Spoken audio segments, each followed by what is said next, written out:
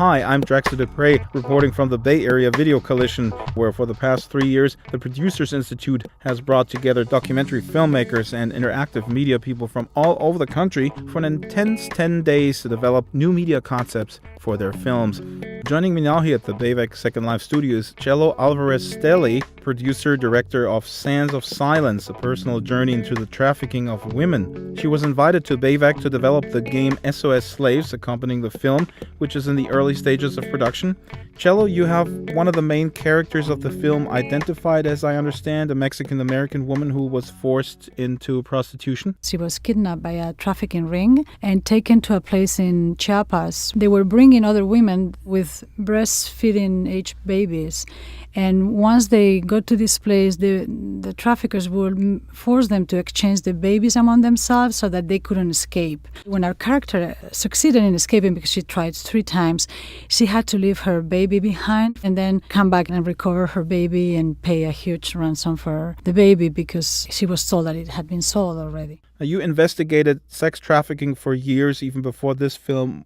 What have you found is the motivation for the traffickers to be in this horrific business? Yeah, I think it's power and obviously money. Sex trafficking is a huge business and increasingly becoming one of the best businesses in the planet, better than even drug trafficking or weapons trafficking, because a woman, you can reuse it. A drug, you consume it, it's gone. The woman, you can reuse it and resell it, and that's what happens until the point where they become sick, and many of them do. Now, you told me in an earlier conversation that there's a huge demand for women in Western European countries like your own, Spain or Germany, where I'm from, mostly from the Eastern European countries. How is the trafficking different from girls coming into the United States? Those girls tend to be a little younger in age. Usually they're forced out of their villages by poverty or by dreams of a better life. Many of them get trapped either in situations of sexual slavery or in situations of labor slavery. Many of them, when they approach the border, somehow their families have managed to save some money to pay the coyote. It could be up to $3,000. Sometimes the coyote says to them, well, don't pay me that money. You can just work for me. So that deal immediately traps them in this situation. They're threatened with killing their families if they try to escape. They portray the police and the immigration services or officers as these, the wolves that are going to come and just deport them or send them to prison. So it's very difficult for them to escape. So what can we do, or what has to be done in the countries where these girls are being brought into? First, we needed to change our laws in the Western countries that are receivers of these young girls. Up to 1999, our laws didn't distinguish between prostitution and sex trafficking, and we just assumed that everybody who was in prostitution was out of their own will. So then when the trafficking concept started to be introduced, the police would go out and immediately try to seek who were the younger girls and what was the situation. They wouldn't assume that they were there out of their own will, but they would just start investigating their cases and find out why were they there if they were underage. And that has changed the landscape. You're now working on this Flash-based video game at BAVC, dealing with this issue. Can something like this even be addressed in a game context, in a game format?